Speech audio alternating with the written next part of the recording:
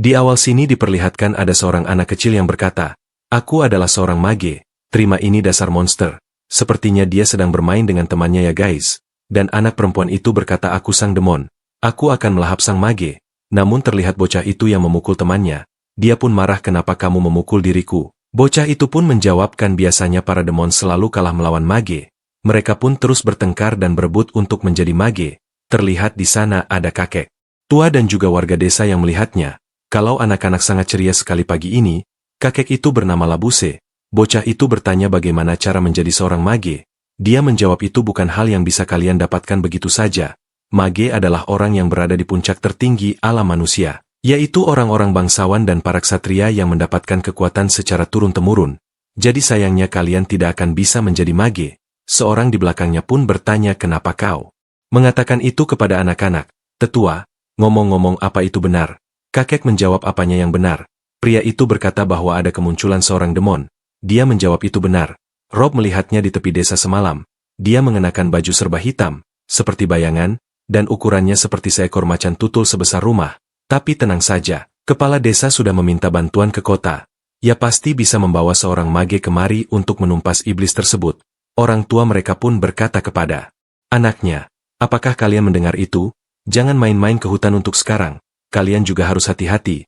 Menghabisi demon tanpa mage itu nyaris mustahil." Seorang pria pun berkata, "Apa semua orang di desa tahu soal ini?" Kakek menjawab, "Tentu saja." Pria itu bertanya, "Kalau begitu bagaimana dengan dia?" Kakek bertanya, "Siapa maksudmu?" Pria itu pun berkata, "Yang tinggal di Bukit Hisaril, si penggembala Turan." Terlihat ada seorang penggembala di sebuah padang rumput.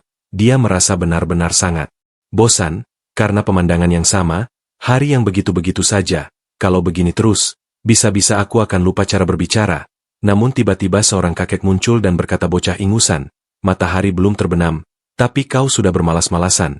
Sepertinya itu adalah kakek Labusel ya guys. Bocah itu pun berkata, "Minggir kau dari situ, kepala licinmu menghalangi sinar mataharinya." Kakek menjawab, "Dasar bocah tidak sopan. Apa kau masih mendendam soal itu?"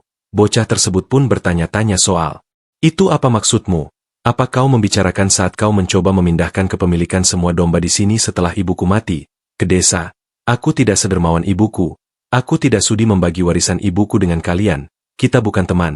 Jadi fakta bahwa kau sengaja kemari, pasti karena ingin mengatakan sesuatu kan?" Kakek pun terlihat sangat marah. "Apa katamu?" Bocah itu terlihat marah. Kakek tiba-tiba mengalihkan pembicaraan. Dia berkata, "Ada seorang demon muncul, macan tutul sebesar rumah, Rob yang melihatnya. Aku akan kembali untuk mengabari yang lainnya." Bocah itu pun berkata, "Gawat sekali." Namun dia tidak menunjukkan ketakutan sama sekali. Kakek bertanya, "Apa kau tidak takut? Kau adalah sasaran paling empuk di desa ini." "Aku tidak paham isi kepalamu itu.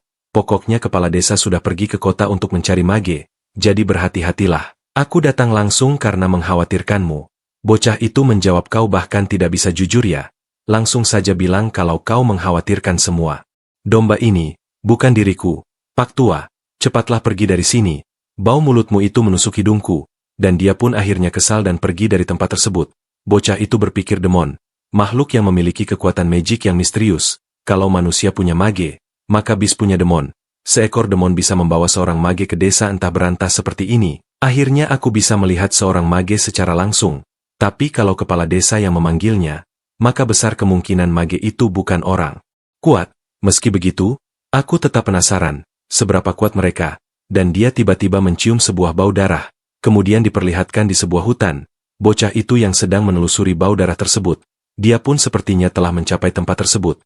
Dan melihat ada banyak orang yang telah mati. Ternyata itu adalah kakek Labuse. Dia bilang padaku untuk berhati-hati.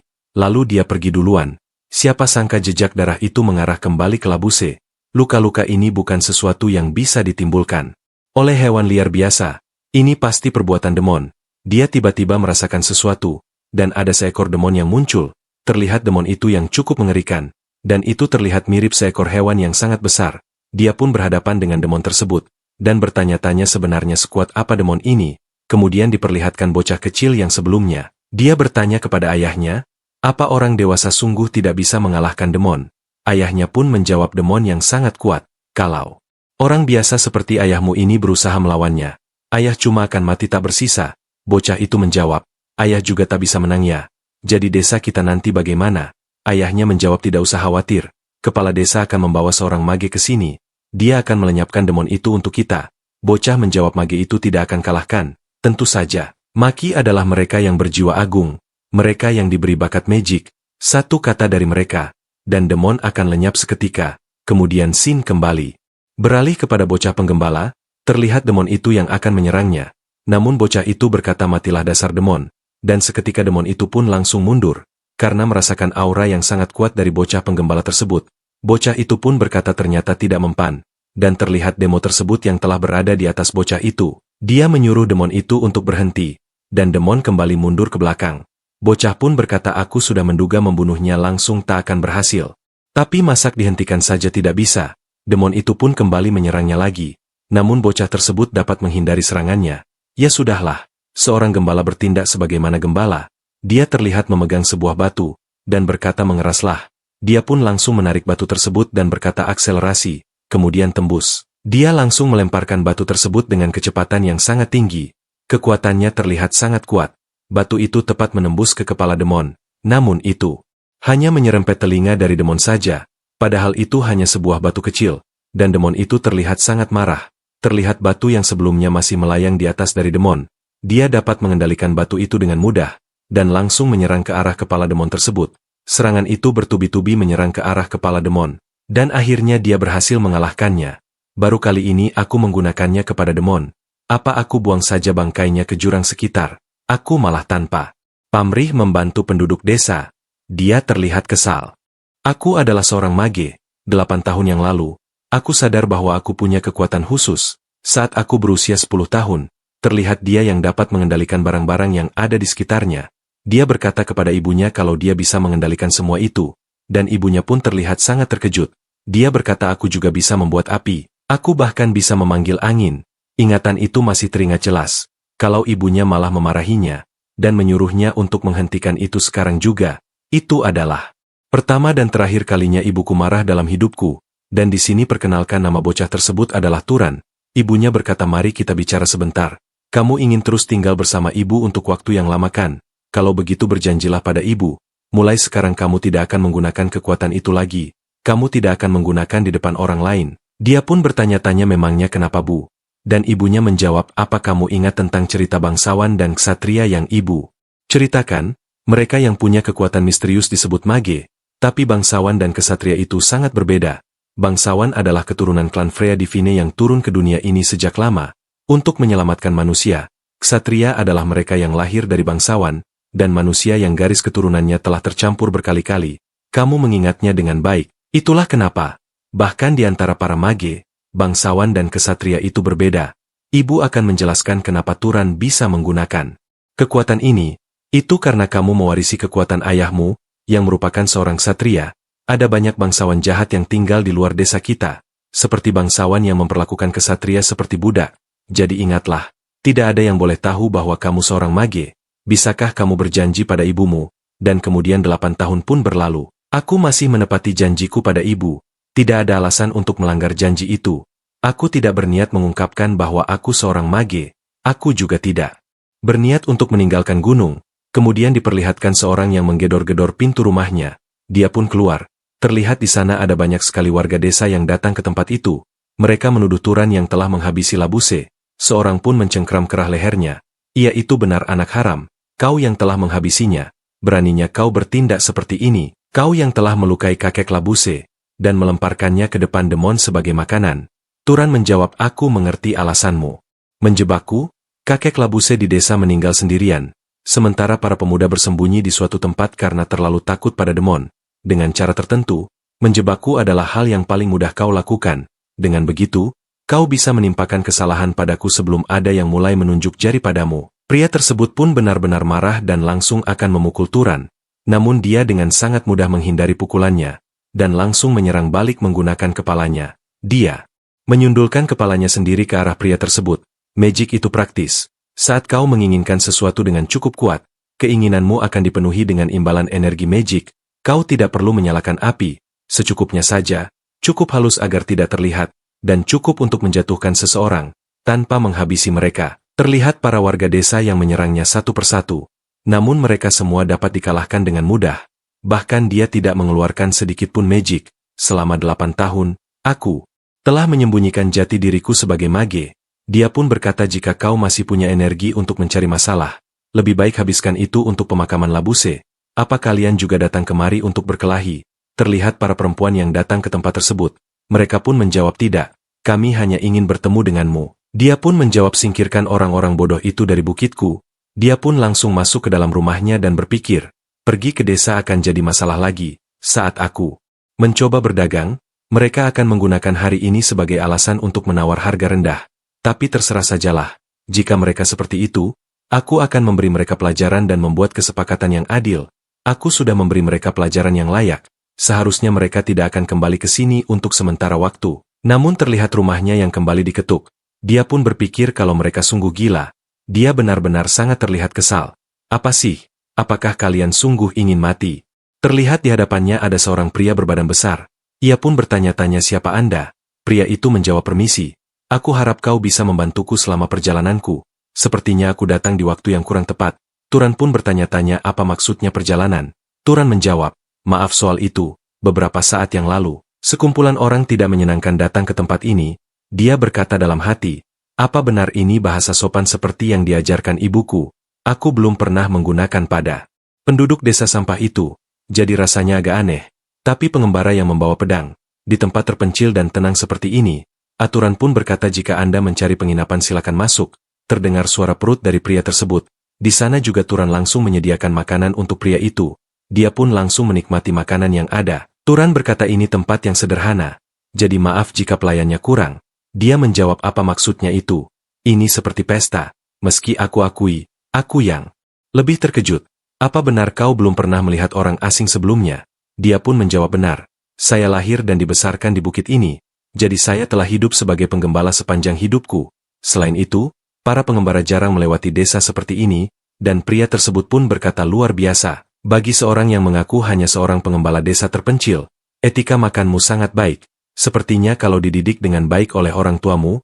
Dia pun menjawab saya diajari oleh ibuku. Dia meninggal karena sakit beberapa tahun yang lalu. Dia berkata membesarkan pemuda sebaik dirimu. Dia pasti beristirahat di istana surga bersama para dewa. Aku ingin mengucapkan terima kasih sekali lagi. Turan menjawab saya hanya hidup sesuai yang diajarkan oleh ibuku. Jika boleh saya tahu, apa alasan Anda jauh-jauh ke tempat terpencil seperti ini? Pria itu menjawab aku menerima sebuah permintaan. Seekor leopard demon muncul, dan mereka mencari seseorang untuk mengusirnya. Aku adalah seorang mage. Dan terlihat Turan yang sedikit terkejut, dan berkata Anda pasti mage yang dipanggil oleh kepala desa ya? Pria itu menjawab benar. Bolehkah aku bertanya sesuatu? Aku bisa merasakan kehadiran demon di dekat sini. Tapi anehnya, demon itu tidak terlihat dimanapun. Tapi yang lebih anehnya lagi adalah, kau tahu bahwa demon berkeliaran di luar. Kepala desa sudah memberitahumu. Alih-alih melarikan diri, kau terlihat sangat tenang. Jika demon mengincar seseorang, kau akan jadi target pertama di sini. Apa kau tidak takut? Aku tidak yakin bahwa ini adalah keberanian seorang pengembala, yang belum pernah sekalipun meninggalkan desanya. Siapa kau sebenarnya? Apakah kau seorang mage? Kemudian diperlihatkan di masa lalu Turan.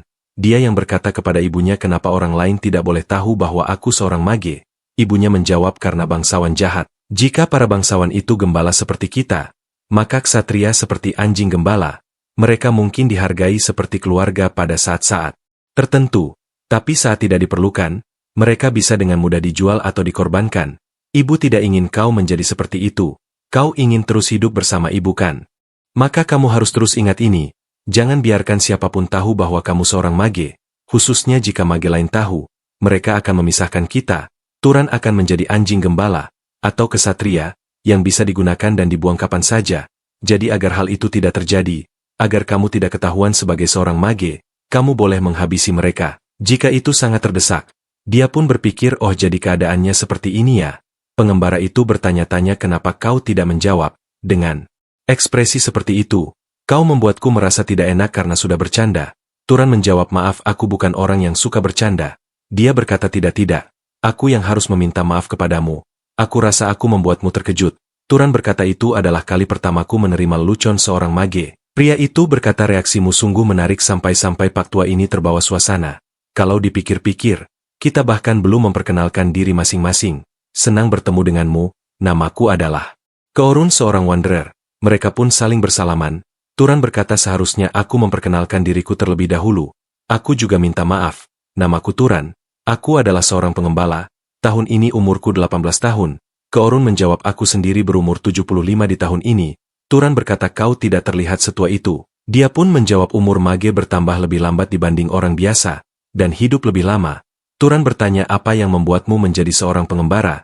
Dia pun berkata aku menghabiskan 60 tahun melayani keluarga Arabion sebelum pergi.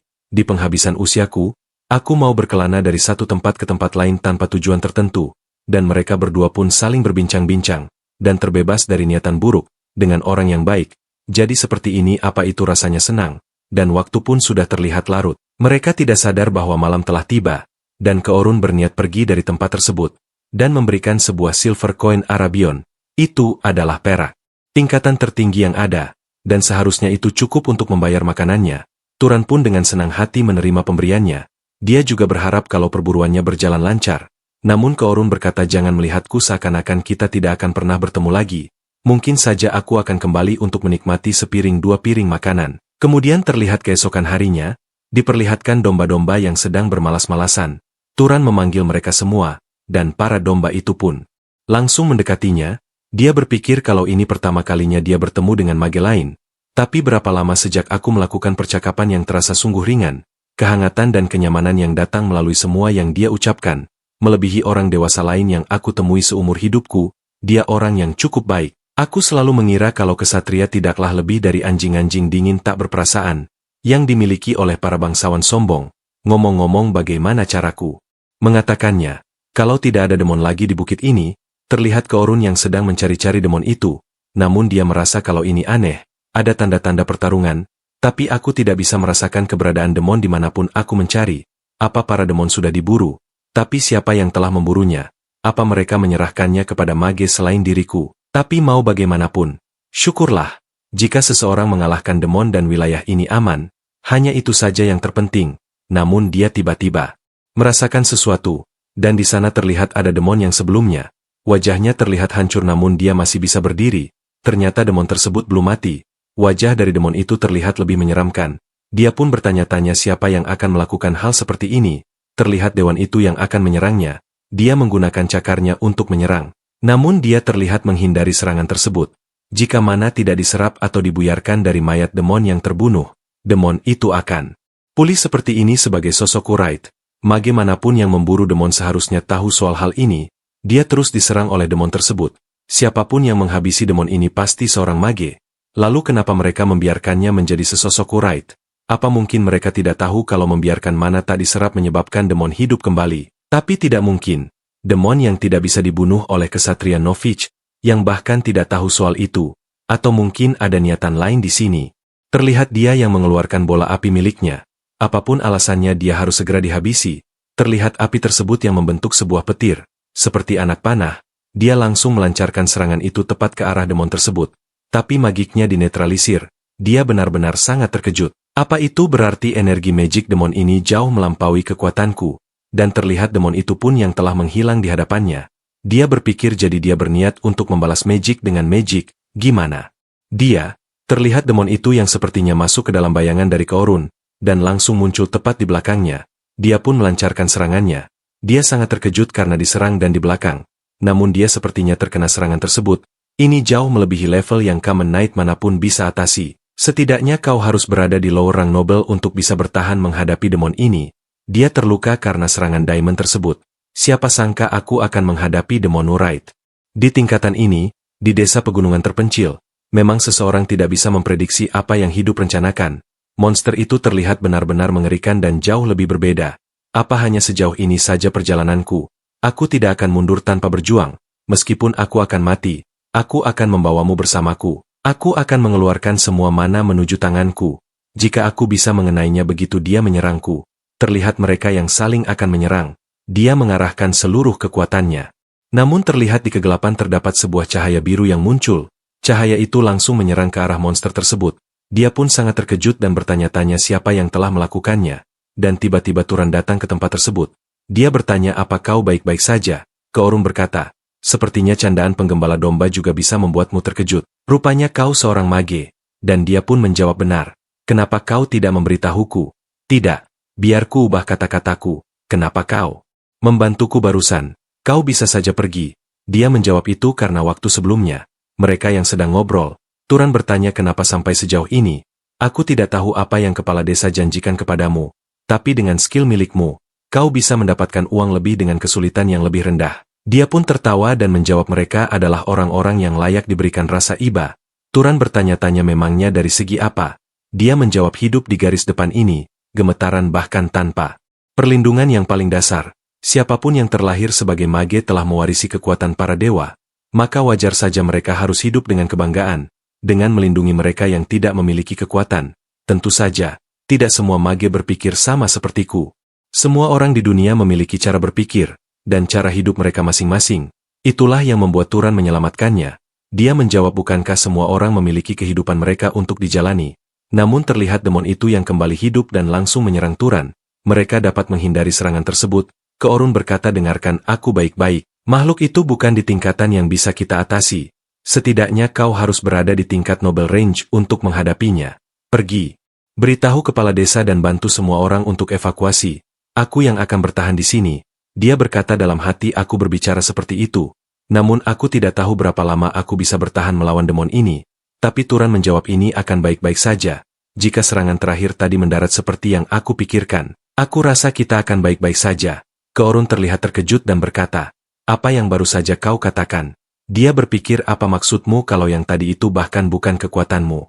Sepenuhnya, bahwa seorang satria muda bersembunyi di gunung bisa memburu Wraith, yang ditujukan bagi seorang bangsawan untuk diatasi. Keorun yang sudah terasa oleh pertarungan berpikir, apa yang dia kira pertemuan kecil di desa pinggiran, atau mungkin keberanian sembrono dari seorang satria muda, yang lari dari seorang bangsawan, apa yang saat ini sedang dia saksikan, mungkin saja menjadi awal dari seorang mage yang akan menjungkir balikan dunia. Terlihat Turan yang seperti mengeluarkan seluruh kekuatannya. Dia pun penasaran dengan batasan miliknya. Apakah dia bisa mengalahkan demon tersebut? Dia benar-benar terlihat mengeluarkan seluruh kekuatannya untuk menghadapi demon tersebut. Namun Keorun berkata takkan kubiarkan kau melakukannya. Tak peduli seberapa berbakatnya dirimu, makhluk itu tetaplah lawan yang tangguh. Kita harus mengalahkannya bersama-sama. Namun terlihat Turan yang melancarkan serangannya ke arah monster tersebut. Keorun berpikir tidak. Mungkin saat ini aku malah hanya akan menjadi beban. Aku bahkan tidak bisa bereaksi akan serangan sebelumnya. Saat ini, aku tidak bisa apa-apa. Apa yang harus aku lakukan sekarang adalah membantu mengeluarkan bakat Turan. Terlihat kekuatannya yang meledak-ledak. Dia terus melancarkan serangannya ke arah demon tersebut. Namun sepertinya itu tidak berefek apapun. Rencana yang dilakukan telah gagal, dan demon itu kembali menyerangnya. Tapi dia dapat menghindari serangan demon tersebut. Keorun mengingatkan kalau dia tidak bisa mengalahkannya dengan serangan fisik, dan dia pun bertanya-tanya lalu dengan apa aku bisa menghabisinya. Keorun mengingatkan kau harus bisa menggunakan api untuk menyerang, atau petir. Dia pun langsung membakar tubuh dari demon tersebut. Namun serangan itu sangat kecil dan itu tidak berefek apapun. Keorun berkata bukan itu maksudku. Dia pun berpikir untuk mengaplikasikan kekuatan mage ke makhluk hidup lainnya. Mendirikan kualitas yang layak adalah syarat paling dasarnya. Jangan bilang dia bahkan tidak tahu mengenai ilmu paling dasar teori mage. Jangan-jangan dialah orang yang telah menghabisi monster itu kemudian membiarkannya sendiri, sehingga monster itu berubah menjadi Wraith. Kalau begitu, apa itu artinya Turan sama sekali tidak pernah menyerap mana seumur hidupnya, dan dia sudah sekuat itu? Keorun berkata kepadanya, jangan nyalakan api, tapi buatlah api kemudian tembakan ke arah demon tersebut. Dia pun mencoba mengeluarkan api dari tangannya.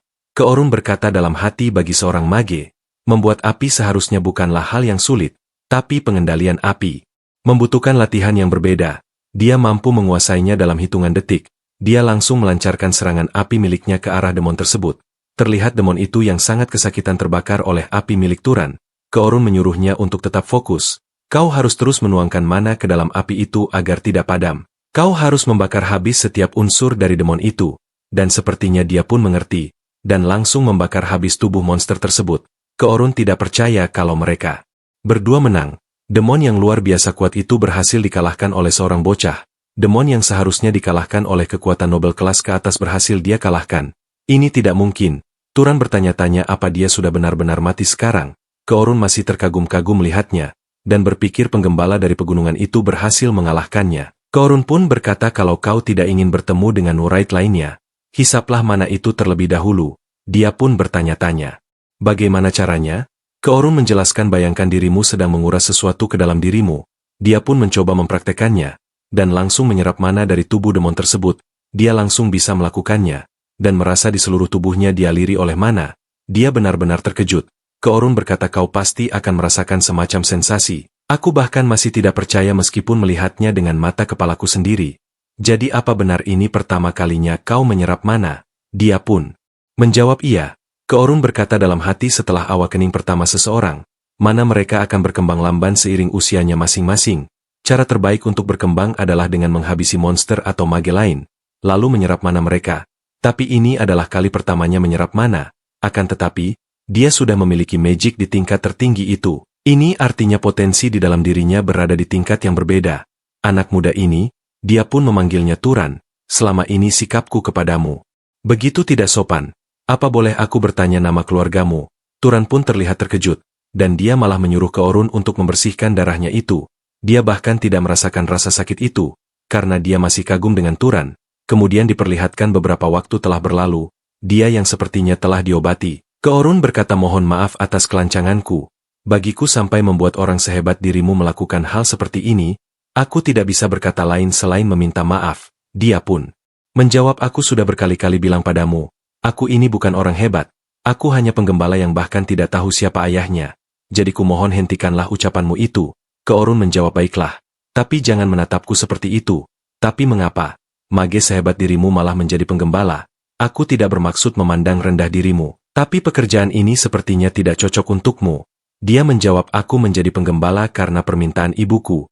Dia memintaku melakukan ini, tepat sebelum dia meninggal, di bawah pegunungan, ada para bangsawan. Kalau sampai mereka tahu aku adalah mage, aku hanya akan dimanfaatkan kemudian dibuang oleh mereka. Keorun berkata dia sungguh ibu yang bijak. Turan menjawab aku tak menyangka begitu responmu. Aku kira kau akan menyebut ibu terlalu protektif atau semacamnya. Keorun berkata tidak. Pernyataan ibumu tidak sepenuhnya salah. Mage memiliki kekuatan yang besar, dan adanya kekuatan besar maka tentu akan mendatangkan konflik, sekitar 20 tahunan yang lalu. Ada perang besar yang terjadi di antara keluarga bangsawan besar. Perang antara keluarga Arabion, keluarga yang aku pernah layani, dan keluarga besar Zahar. Perang itu memakan banyak korban. Dari jumlah ksatria Arabion yang kurang lebih 3.000 ksatria, ada lebih dari 900 yang gugur, nyaris sepertiga totalnya. Sayangnya, semua orang yang dekat denganku masuk ke dalam jumlah sepertiga itu. Temanku Denver, yang selalu berkata bahwa dia akan membuka toko laundry begitu perang berakhir. Kemudian, guruku Hartman, yang selalu memarahiku dan berkata bahwa aku masih harus banyak belajar. Kemudian istriku tercinta dan juga putraku. Mereka semua dibantai oleh keluarga Zahar, dan hanya aku saja yang selamat. Itulah sebabnya perkataan ibumu itu tidak sepenuhnya salah. Nyawa kesatria dapat hilang lebih mudah, dan lebih tidak berharga dibandingkan rakyat biasa. Tapi satu hal yang salah dari perkataan ibumu adalah bakatmu. Sebenarnya agak memalukan untuk mengatakan ini dengan tangan yang patah. Tapi aku ini kesatria yang cukup handal. Tapi orang yang berhasil mengalahkan demon itu malah dirimu. Dan bukan kesatria yang berpengalaman ini, potensimu bukan setingkat kesatria biasa saja. Setidaknya, saat ini kau sudah ada di noble level, dan di antara mereka, setidaknya bakatmu berada di tier tertinggi. Dia pun menjawab ibuku bilang bahwa ayahku dulunya adalah seorang satria. Apakah itu benar? Keorun menjawab memang. Jarang. Namun memang ada anak yang lebih buruk dari ksatria terlahir di antara para bangsawan, atau mage noble class yang lahir di antara para ksatria. Dengan logika itu, kurasa akan lebih baik bagimu untuk meninggalkan bukit ini, dan melangkah ke dunia luar, karena kita manusia membutuhkan para bangsawan dan para ksatria. Manusia bukanlah sepenuhnya tuan dari dunia. Sejak lama sekali, ras lain yang dipinggirkan oleh dewa, masih menunggu kesempatan untuk bisa bangkit kembali, dan di tengah itu, semua, para bangsawan hanya melancarkan perang pada sesamanya. Itu sebabnya ini, adalah zaman yang sangat membutuhkan bangsawan yang kuat, dan berbudi pekerti sepertimu. Apalagi, kau merasa tidak puas dengan kehidupanmu sebagai penggembala bukan? Dia pun bertanya apa yang bisa aku dapatkan dengan turun ke bawah gunung. Keorun menjawab tergantung apa yang kau mau. Kekayaan, ketenaran, kekuasaan, keluarga, ataupun persahabatan. Semua itu sulit didapatkan di sini bukan? Bayangkan saja, kau mungkin bisa berkelana sepertiku, dan menghancurkan monster-monster yang mengancam manusia. Atau menjadi penjelajah yang menjelajahi ke tempat yang tak diketahui. Atau bagaimana dengan diadopsi ke dalam keluarga bangsawan, dan menapaki jalan kekuasaan. Turan pun berkata, Setelah mendengar semua ini, kurasa kau ada benarnya. Kehidupan pasti akan jadi lebih menarik daripada menggembala domba. Untuk pertama kalinya aku benar-benar merasa tertarik dengan dunia luar. Keorun berkata meski begitu, aku jadi khawatir sudah asal menanamkan ekspektasi pada hatimu, akan aku dukung setiap jalan yang mungkin ingin kau lalui. Oh iya, aku harus tanya ini dulu, apa kemampuan Bloodline milikmu? Sepertinya Turan tidak paham dengan pertanyaannya. Keorun pun meminta maaf. Aku terus-menerus lupa bahwa kau tidak tahu banyak soal magic. Bloodline ability adalah unsur kebangsawanan yang mereka wariskan dari leluhur mereka. Freyan, kepemilikan akan Bloodline ability itu jugalah yang membedakan para bangsawan dengan para ksatria. Apa ada spell yang terasa luar biasa mudah dan sederhana di saat kau menggunakan magic, atau semacam kemampuan hebat yang kau miliki, yang tidak membutuhkan magic? Turan menjawab, tapi itu bukan berarti aku kuatkan. Hanya dengan memiliki mana saja sudah membuat kemampuan fisik lebih kuat dari manusia biasa. Aku punya indera penciuman yang tajam, dan aku cukup pandai dalam lempar batu. Keorun berkata kalau indera penciuman MU luar biasa tajam, maka kau bisa menganggapnya sebagai Bloodline ability. Pandai melempar senjata juga adalah salah satu sifat dari keluarga Arabion, tapi sifat itu memanglah umum. Selain itu apalagi? Dan Turan pun menjawab, namun tidak diperlihatkan apa yang dikatakan oleh Turan ya guys. Terlihat wajah dari Keorun yang berbeda setelah mendengar jawaban dari Turan. Dia bertanya-tanya kenapa wajahmu begitu. Keorun berkata sepertinya aku tahu. Keluarga mana yang paling mirip kemampuannya denganmu? Turan bertanya kalau begitu, siapa nama keluarga itu? Keorun berkata keluarga hebat, yang dikenal sebagai pengejar atau pemburu. Keluarga yang aku lawan pada saat perang dengan keluarga Arabion, yaitu keluarga Zahar. Dan terlihat wajah dari Turan yang sedikit tidak enak, karena keluarga Zahar adalah keluarga yang menghabisi keluarga Keorun. Kemudian Turan berpikir, keluarga besar Zahar. Dia mengatakan padaku kalau aku dari keturunan yang sama seperti musuh yang telah menghabisi keluarganya. Apa yang harus aku katakan padanya? Haruskah aku meminta maaf? Tapi hal itu dilakukan oleh kerabat yang belum pernah kutemui, yang praktisnya adalah orang asing bagiku. Keorun pun berkata, Turan, jangan khawatirkan hal itu. Kau sendiri tidak berpartisipasi di perang itu. Dia pun menjawab tapi tetap saja. Aku merasa tidak enak. Keorun menjawab, ini urusan orang dewasa. Kalau kita mencoba menyelesaikan kekerasan dengan kekerasan, pertempuran tidak akan pernah berakhir. Turan pun bertanya tidakkah kau setuju soal menyuruhku untuk menuruni bukit ini? Dia menjawab kalau kau turun gunung dan mengejar kekuasaan, kau pada akhirnya akan bergabung dengan keluarga Zahar. Bagaimanapun juga, kau memiliki kemampuan yang luar biasa. Tapi aku mempercayaimu. Aku berbicara soal kebaikan di dalam dirimu. Sejak kau menyelamatkanku, meskipun kau harus mengungkap identitas yang telah kau sembunyikan seumur hidupmu. Tapi kalau orang sepertimu bergabung dengan keluarga Zahar, dan naik ke posisi tinggi dalam keluarga itu, barangkali kau bisa menghindari perang yang mengerikan terjadi lagi. Apapun itu, tidak perlu dipikirkan terlalu serius. Toh kau belum memutuskan untuk bergabung, atau tidak, dengan keluarga Zahar. Dia pun menjawab aku sudah membuat keputusan. Aku ingin mencoba untuk menuruni gunung. Keorun berkata keputusan yang bagus. Aturan menjawab, tapi tidak sekarang. Aku akan turun setelah lukamu sembuh. Dia menjawab kau benar-benar baik sekali kepadaku. Aku hanya lecet saja. Kau benar-benar orang yang sangat baik. Dan terlihat di dalam rumah dia berkata untuk menggunakan sihir. Tentu kau memerlukan mana. Itulah mengapa mana sering disebut sebagai kunci kekuasaan yang mutlak. Turan pun bertanya-tanya, apa maksud kunci kekuasaan yang mutlak? Dia menjawab itu bukan benar-benar mutlak seperti yang dikatakan, tapi menggunakan magic. Kau membutuhkan mana yang setara dengan itu. Turan bertanya apa mana yang setara dengan magic, dan Keorun akan menjelaskannya. Kesulitan dari magic sebagian besar ditentukan oleh 3 faktor. Yang pertama adalah bloodline atau garis darah, kedua adalah affinity, dan terakhir adalah causality. Yang pertama adalah garis darah ditentukan oleh garis keturunan yang kau miliki sejak lahir. Ini berlaku untuk sebagian besar bangsawan yang bukan ksatria. Contohnya, akan sulit bagimu untuk menyembuhkan lukaku dengan magic, benar kan? Tapi bagi garis keturunan Rafista dari selatan, itu adalah hal yang bisa mereka lakukan bahkan tanpa latihan. Itulah kekuatan yang berasal dari garis darah, atau bloodline. Turan pun bertanya-tanya bagaimana dengan yang kedua yaitu affinity. Kau juga mengartikannya sebagai keakraban. Itu adalah konsep di mana mage dengan lebih mudah melakukan tugas yang mereka sukai atau yang biasa mereka lakukan. Seperti caraku membuat bola api, seolah-olah aku sedang melempar batu. Keorun menjawab benar. Mungkin kalau kau cuma membuat nyala api, kau tidak akan mencapai kecepatan atau daya tembak seperti itu. Dan yang terakhir dan yang paling penting yaitu causality. Bahkan aku sendiri tak sepenuhnya memahaminya. Keorun bertanya apa yang akan terjadi kalau kau mencoba menghabisiku dengan menggunakan mana. Dia menjawab mungkin semacam cahaya akan bersinar dari kepalaku. Keorun berkata itu adalah fenomena yang terjadi karena kurangnya causality. Ketika tidak ada sebab yang tepat untuk hasil yang diinginkan, dan ketika apa yang diperlukan untuk dicapai menjadi sulit, itulah saatnya hal ini berlaku. Turan pun menjawab sepertinya aku mengerti soal causality sedikit.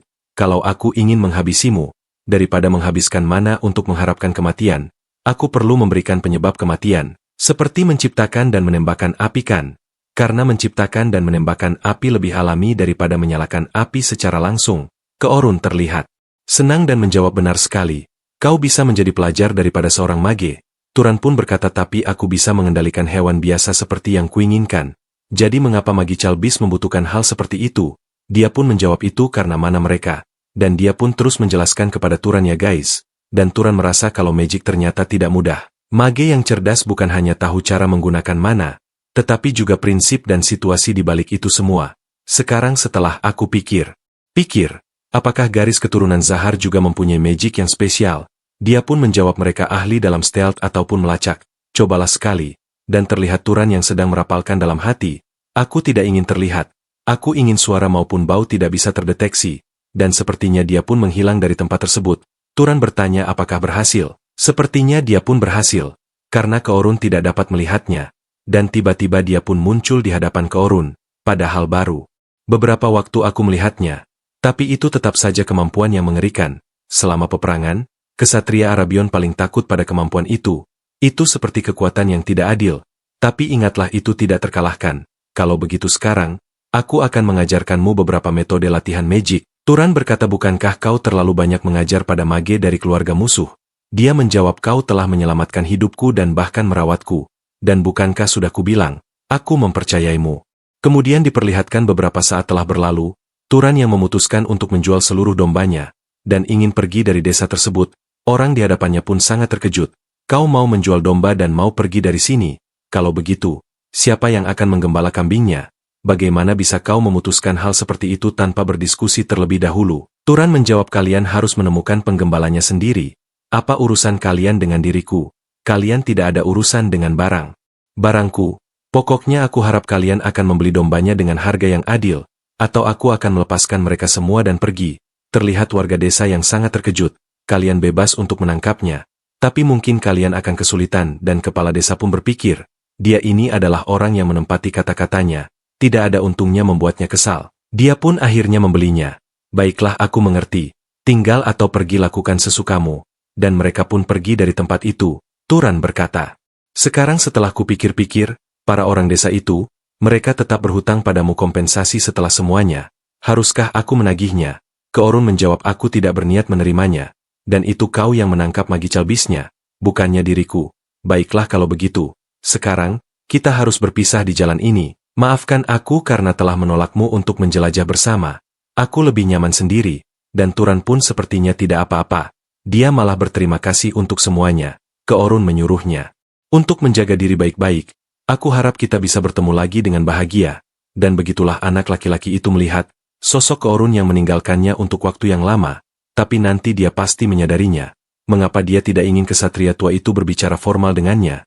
Padahal dia tidak pernah kekurangan kasih sayang dari ibunya. Anak laki-laki itu diam-diam mendambakan sosok ayah. Seseorang yang bisa menjadi panutannya, bagi sosok pria seperti apa yang seharusnya diidolakan oleh anak laki-laki itu, dan mereka pun berpisah di tempat tersebut. Kemudian diperlihatkan di sebuah tempat, Turan yang sedang menjelajahi tempat tersebut. Dia pun sepertinya melihat beberapa orang yang berada di hadapannya. Dia berpikir apakah mereka adalah pedagang petualang yang pergi dari desa ke desa. Bagus, aku akan bertanya soal arah kepada mereka. Kemudian salah satu dari mereka bertanya, siapa kau yang memblokir jalan kami? Dia pun menjawab aku berkelana seorang diri. Bolehkah aku bertanya soal arah kota terdekat? Orang itu menjawab kalau kau mengikuti jalan dari datangnya kami, kau akan mencapai kota yang bernama Murei. Dia pun menjawab terima kasih sudah mengatakannya. Namun dia dihentikan oleh orang tersebut tunggu dulu. Kau langsung pergi setelah mendapatkan informasi. Kalau kau menerima sesuatu, kau juga harus memberikan sesuatu sebagai imbalannya. Terlihat mereka semua yang menodongkan senjatanya. Pertama-tama lepaskan tas milikmu itu. Turan pun berkata, oh jadi kalian para bandit ya? Mereka menjawab, memangnya kenapa kalau kami bandit? Anggap saja ini kecerobohanmu. Ini adalah tanah antah berantah, di mana tak seorang pun yang akan berpikir kalau seseorang matikan. Lepaskan tas dan jubahmu sendiri. Selama kami masih meminta baik-baik, menghabisimu dan melucutimu akan merepotkan, dan akan membuang-buang energi kami. Dia menjawab, oh jadi begitu ya, bandit yang bahkan menghabisi seseorang. Dia pun teringat dengan waktu sebelumnya bersama dengan Keorun, saat dia sedang belajar tentang sihir causality. Aku akan menggunakan kalian untuk latihanku. Para bandit itu berkata, orang gila ini bicara seolah dia adalah mage, dan tiba-tiba dia pun langsung mengeluarkan skillnya dan menghempaskan mereka semua.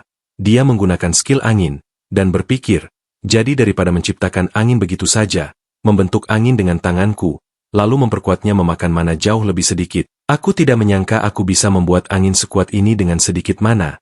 Terlihat mereka yang terkejut dan bertanya-tanya, apa-apaan orang ini? Kemudian Turan mengeluarkan sebuah air dari botol. Dia pun membentuk air tersebut menjadi bentuk es dan runcing. Dia langsung akan melancarkan serangan ke arah mereka semua. Para bandit sangat ketakutan, dan mereka terkena serangan itu dengan telak. Bukankah ini seharusnya mantra yang berguna saat ada banyak air di sekitar? Sejujurnya, melempar batu saja rasanya lebih cepat dan kuat. Dan salah satu orang berkata, kami tidak tahu kau adalah mage. Mohon ampuni kami sekali ini saja. Kami akan memberi apapun yang kau minta. Jadi tolong ampuni nyawa kami. Namun tiba-tiba di belakangnya telah bersiap 3 orang yang akan langsung menyerangnya. Mereka sepertinya hanya akan berpura-pura menyerah, dan kemudian turun langsung menggunakan skillnya untuk menggerakkan pasir yang ada di sekitarnya. Semua orang pun langsung tertusuk pasir tajam itu, yang membuat ketua dari bandit itu sangat terkejut. Mustahil, mereka semua telah mati. Mereka dikalahkan dengan sangat mudah oleh bocah itu. Dia pun bertanya, biarku tanyakan satu hal padamu. Bandit itu pun menjawab, iya mage. Aku akan menjawab apapun itu. Kenapa kalian menyerangku tanpa rencana? Kalau aku penjelajah berjalan sendirian, aku bisa saja seorang mage seperti barusan. Bandit itu menjawab, karena kau menundukkan kepalamu. Bahkan saat kami bicara kasar padamu, kau membungkuk dan menyapa kami. Jadi kami berasumsi kau adalah orang biasa. Turan pun berterima kasih. Karena itu menjadi pelajaran yang berguna untuknya. Bandit berkata, kalau begitu apa kau akan mengampuni nyawaku? Namun terlihat cairan di atas kepala dari bandit tersebut, dan kembali ke waktu sebelumnya. Saat Keorun berkata, mulai sekarang kau akan bertemu banyak orang, dan ada sesuatu yang sangat ingin ku beritahu padamu. Jangan pernah tunjukkan ampunan pada sampah seperti bandit, jenis orang yang tidak ragu mengakhiri nyawa orang lain demi keuntungannya. Alasan aku mengatakan ini dengan tegas adalah, kurasa aku mengerti alasannya, karena satu nyawa yang kau ampuni karena rasa kasihan, bisa saja nantinya menyakiti 10 orang baik. Terlihat dia yang telah menghabisi bandit tersebut. Aku sudah membuang waktu terlalu banyak. Jalan yang dilalui kereta para pedagang yang ternyata adalah bandit. Jejak roda yang jelas menggores pasir. Meninggalkan satu pikiran terpatri dalam pikiran Turan. Aku telah menghabisi seseorang. Jadi dia sedikit merasa bersalah. Namun dia tidak bisa membiarkan mereka pergi begitu saja. Karena peringatan Keorun terbayang di benaknya. Orang-orang yang bisa memutuskan untuk merampok dan membunuh, demi keuntungan pribadi tanpa ragu, pasti akan menargetkan orang lain lagi, kapanpun ada kesempatan, seperti jejak roda yang memudar seiring dengan tumbuhnya rumput yang menutupinya.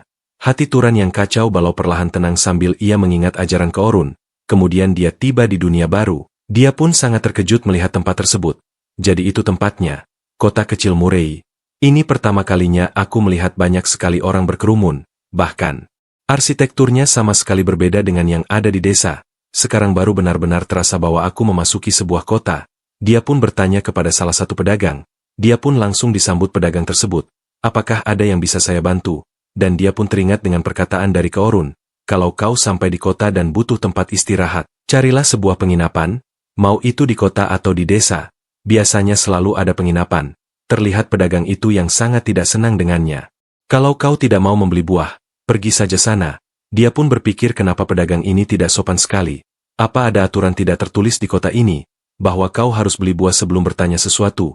Dia pun kemudian bertanya ini berapa harganya, dan itu berharga 2 dupit, dan langsung akan membayarnya. Pedagang berkata, kau kelihatan seperti orang luar, jadi mungkin kau tidak tahu apa itu. Bayar dengan koin lain juga boleh. Turan bertanya, di mana aku bisa menemukan penginapan? Dia menjawab, pergi lurus di jalan belakang penjual jubah, lalu belok kiri. Kau akan lihat bangunan atap biru. Tempat itu adalah penginapan paling besar di kota. dan terlihat dia yang telah sampai di sebuah penginapan. Seorang wanita menyambutnya selamat datang di penginapan kami. Wanita itu bernama Lena. Kamu tamu yang tampan. Turan pun bertanya berapa harga untuk 1 malam. Lena menjawab 16 dupit, dan Turan pun akan mengambil kamar tersebut. Yang lebih penting, ada sesuatu yang ingin aku tanyakan. Apa ada bounty untuk monster di dekat sini? Turan berpikir aku perlu menghabisi monster dan menyerap mananya. Dan dia bilang menghabisi monster juga akan menghasilkan uang. Turan pun bertanya-tanya kenapa kau tidak menjawab. Rena berkata Tuan tidak ada hal yang gratis di dunia ini, dan kemudian dia langsung memberikan 1 koin uang kepadanya. Lena pun menjawab aula kota, namun sepertinya Turan tidak mengetahuinya. Apa itu aula kota? Dia menjawab memangnya kamu tidak tahu tentang aula kota? Kamu benar. Benar dari pedesaannya. Aula kota adalah lokasi di mana mereka menangani berbagai urusan publik. Pejabat yang bekerja di sana direkrut oleh tuan kota ini. Mungkin sudah tutup karena matahari sudah terbenam. Kalau kamu mau cari bounty monster, pergilah ke aula kota besok. Jadi, kamu adalah monster hunter juga ya? Turan pun bertanya-tanya apa itu monster hunter. Dia menjawab katanya kalau orang biasa memburu monster, mereka akan menjadi mage. Kamu mau menjadi mage juga kan? Namun tiba-tiba ada seorang yang menepuk pundaknya dan berkata, tentu saja, orang yang percaya pada tahayul itu adalah idiot. Itu fakta nyata. Kau bisa jadi mage dengan menghabisi monster. Orang tersebut adalah monster hunter, yang bernama Midam. Dia berkata aku melihatnya sendiri. Lena pun bertanya-tanya ternyata kau masih hidup. Midam menjawab sudah kubilang. Aku tak akan mati sampai aku menjadi mage. Terlihat Turan yang menyingkirkan tangan dari pundaknya. Dia pun meminta maaf. Turan berkata yang lebih penting. Bolehkah aku dengar lebih banyak tentang yang kau katakan tadi? Midam menjawab, bagian kau bisa jadi mage dengan membunuh monster kan? Mage jadi lebih kuat saat mereka memburu monster. Dengan prinsip yang sama, kalau orang biasa membunuh monster, mereka bisa jadi mage. Kami berempat memburu monster untuk menjadi mage. Terlihat teman-temannya juga terlihat sangat bersemangat untuk menjadi seorang mage. Turan berkata lalu apa itu berarti di antara kalian sudah ada yang menjadi mage? Mereka menjawab tidak mungkin. Di kota ini, hanya ada mage milik tuan wilayah, dan 3 orang di bawahnya. Tapi kau bilang kau mau memburu monster kan? Untuk itu, perlengkapanmu terlalu bobrok. Apakah kau tidak punya senjata? Dia menjawab aku punya kok, dan dia pun menunjukkan sebuah ketapel. Oh ternyata kau adalah pengguna ketapel. Melihat tingkat lusuhnya, pasti sudah sering kau pakai. Dia pun menjawab iya ini bagus untuk melempar sesuatu seukuran telur dengan cepat. Midam berkata dengan itu, kau bisa memburu monster kelinci atau rubah dengan mudah. Sejujurnya, kami baru saja bilang andai saja kami punya 1 orang penembak jitu lagi. Apa kau tertarik berburu dengan kami? Dia pun langsung menolaknya. Tidak, tapi terima kasih telah mengajakku. Kemudian diperlihatkan dia yang sedang bersantai di penginapan. Tidak ada alasan untuk berburu bersama mereka. Sungguh hari yang kacau. Aku masih tidak percaya aku benar-benar meninggalkan desa. Apa yang akan terjadi mulai sekarang? Dan dia pun tiba-tiba mendengar sebuah suara, dan bertanya-tanya. Siapa? Dia teringat dengan perkataan dari Kaorun. Dia tidak boleh berhenti waspada bahkan di dalam penginapan. Kota tidak berarti aman. Jangan pernah lengah apapun yang terjadi. Dan dia pun akan membuka pintu kamarnya, dan langsung bersiap-siap. Namun ternyata itu adalah Lena yang datang. Dia pun bertanya apakah kau sudah tidur? Kupikir kamarnya mungkin dingin. Jadi aku datang untuk menghangatkanmu. Dia pun sedikit terkejut dan bertanya-tanya. Apa maksud ucapanmu? Ternyata dia menawarkan untuk menemani tidur ya guys. Kalian jangan iri guys. Dia pun terlihat menggodanya. Lena berkata seperti yang aku katakan. Apakah kamu butuh dihangatkan? Demi sejumlah uang, aku akan melakukan apapun yang kamu inginkan. Dia pun menjawab jika tidak ada yang aku inginkan lalu bagaimana? Lena pun berkata jangan bohong seperti itu kepadaku. Aku bisa lihat dari wajahmu. Namun dia tiba-tiba menunjukkan wajah seperti Buddha ya guys. Lena pun sangat terkejut. Kemudian diperlihatkan waktu sebelumnya. Keorun yang berkata jangan lakukan itu. Kau harus selalu hati-hati pada pelayan penginapan, dan prostitusi secara umum. Kebanyakan dari mereka terjangkit penyakit kelamin. Kita punya pertahanan penyakit yang kuat, jadi itu aman bagi kita. Tapi jika kau ceroboh, kau bisa menularkan penyakit itu pada wanita lain. Jangan biarkan keinginanmu menjebakmu dalam hal yang akan kau sesali. Dia pun berpikir jadi hidup di kota juga susah. Kemudian terlihat Lena yang sedikit kesal dan meninggalkan kamar Turan. Sebelumnya toko buah, dan sekarang Lena. Kota sungguh berhati dingin. Kemudian diperlihatkan Midam dan juga anak buahnya. Anak buahnya bertanya bos ada yang membuatku penasaran. Kenapa bos mencoba mengajak pria itu tadi? Dia sejujurnya tidak terlihat cukup berguna. Midam menjawab benar. Dia sombong. Jadi dia sempurna untuk umpan bagi monster. karena dia mengingatkanku pada masa mudaku. Aku khawatir saat aku tahu dia berburu dengan senjata seperti itu. Jika dia berada di sampingku, aku pikir dia mungkin bisa bertahan lebih lama. Anak buahnya pun memujinya. Kau sungguh sangat baik, bos. Dan Turan pun mendengar semua percakapan mereka. Karena dia memiliki pendengaran yang tajam, dia berpikir mungkin kotak ini tidak sepenuhnya berhati dingin. Kemudian diperlihatkan keesokan harinya, di aula kota. Ia pun masuk ke dalam tempat tersebut. Petugas di sana langsung menyambutnya. Apa ada yang bisa saya bantu? Aku kemari untuk berburu monster. Dan kemudian kembali ke waktu sebelumnya, ke Orun yang berkata, dunia itu kejam, nak. Saat kau memikirkan hal itu, tidak ada alasan untuk dunia berbuat baik. Jika kau ingin orang-orang memperlakukanmu dengan baik, caranya sederhana, tunjukkan bahwa kau seorang mage, maka orang biasa akan menundukkan kepalanya. Dan terlihat petugas itu yang memberikan sebuah selebaran kepada Turan. Kau tidak bisa membawanya. Jadi kembalikan. Setelah melihatnya, dia pun bertanya-tanya apakah ini monster gagak. Petugas pun menjawab memangnya itu terlihat seperti kucing, meski kemungkinannya kecil. Jika kau menghabisi monster, bawa mayatnya ke kota. Jika mage tidak menghapus mananya, dia akan menjadi urait. Jika kau menghabisi monster dan meninggalkannya begitu saja, sesuatu seperti peraturan kota, hukuman maksimumnya adalah eksekusi. Turan pun telah mengetahui itu, karena kejadian di waktu sebelumnya. Aku tahu apa yang terjadi saat monster berubah menjadi urait. Aku tidak boleh mengulangi kesalahan yang sama. Dia bertanya, tapi bukankah para ksatria juga berburu monster? Petugas menjawab, kau pikir mereka punya banyak waktu luang? Pekerjaan ksatria adalah menjaga peraturan di dalam kota, berburu monster di luar kota. Itu bukanlah hal yang bisa diatasi oleh berandalan sepertimu. Dan Turan pun langsung pergi dari tempat itu. Petugas itu pun terlihat terkejut, bocah itu pergi. Satu lagi mayat akan menumpuk di luar kota. Dan kemudian terlihat sesosok monster gagak yang telah dihabisi. Terlihat beberapa orang dan juga petugas yang sangat terkejut melihatnya. Dan petugas itu pun sangat kebingungan. Bagaimana bisa kau memburu ini secepat itu? Ternyata Turan telah mengalahkan monster tersebut. Apa kau memburunya sendirian? Dia pun menjawab, benar. Jadi aku menerima hadiahnya, kan? Salah satu petugas pun langsung berlari. Iya, kami akan segera memberikannya. Dia langsung diberi hadiah. Ini dia. Kau pasti telah bekerja keras. Jadi silahkan istirahat. Petugas itu masih belum percaya. Ini benar-benar luar biasa. Sayapnya masih utuh. Memangnya bisa memburu monster ini dan membawanya dalam kondisi seperti ini. Dia benar-benar tidak percaya dengan kemampuan dari Turan. Kau masih ada di sini. Turan bertanya apa ada monster lain yang layak diburu. Petugas itu pun sangat terkejut. Apa katamu? Jangan bilang kau masih bisa berburu monster. Kemudian diperlihatkan 3 hari kemudian, Lena yang telah mempersiapkan makanan yang cukup mahal untuk Turan. Ini adalah menu termahal kami. Tak pernah kubayangkan orang sepertimu bisa mengalahkan 30 monster dalam 3 hari. Kau pasti menghasilkan banyak uang, kan? Dia pun menjawab, uang bukan satu-satunya tujuanku. Jadi lebih tepatnya tujuanku adalah mana monster. Berkat itu, aku bisa tumbuh lebih kuat. Mana aku meningkat beberapa kali dibandingkan saat pertama kali aku bertemu ke Orun. Tapi aku bisa merasakan batasannya. Jika hanya mana monster lemah, akan sulit untuk tumbuh lebih kuat lagi. Dia pun berkata kepada Lena, sebenarnya, kau tidak mencuri dengan menggigitnya sama sekali, kan? Lena pun berkata, kau memakan semua itu sendirian. Kau kurus, tapi makanmu banyak juga. Dan seorang chef pun berkata, ini pertama kali aku membuatnya. Aku sangat senang kau menyukainya. Turan pun berkata, itu sungguh lezat. Lain kali aku akan membuatkannya lebih enak. Dan tiba-tiba seseorang menarik baju dari Turan.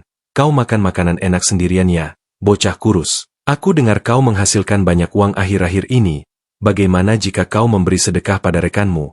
Namun dia langsung dipukul oleh Turan. Dia berkata, bukankah kau mau sumbangan? Itu yang layak untukmu. Dan orang tersebut pun langsung akan memukulnya. Namun dia dapat menghindari serangan tersebut, dan langsung menyerang balik dengan sangat mudahnya. Salah satu orang langsung berlari mengangkat sebuah kursi, namun dapat ditangkis dengan mudah oleh Turan. Terlihat dia yang akan menjentikan jarinya ke arah kepala pria itu, dan orang tersebut pun langsung terkapar. Lena pun berkata, hentikan. Jangan berkelahi di penginapan. Kemudian terlihat bos mereka pun yang meminta maaf. Aku dengan tulus meminta maaf. Aku akan memberi mereka berdua teguran yang setimpal. Ini tidak akan terjadi lagi. Ekonomi kami sedang sulit akhir-akhir ini. Sepertinya mereka iri melihatmu. Kalian berdua cepat minta maaf kepadanya. Turan berkata, apa situasinya sesusah itu? Mida menjawab, kami dibatasi. Dalam 3 hari, aku rasa kami tidak bisa membayar sewa kamar. Tapi itu masalah kami. Dan tiba-tiba aturan langsung memberikan sejumlah uang kepadanya. Midam sangat terkejut dan bertanya-tanya kenapa. Dia menjawab ini adalah balas budi atas kebaikan yang kau tunjukkan sebelumnya. Saat kau bilang kau khawatir dan mencoba mengajakku. Mida menjawab, bagaimana bisa kau tahu itu? Turan berkata tidak ada hal yang gratis. Beri aku beberapa informasi. Dia pun terlihat senang dan berkata, aku mahir dalam memberi informasi. Aku akan memberitahumu semua yang aku tahu.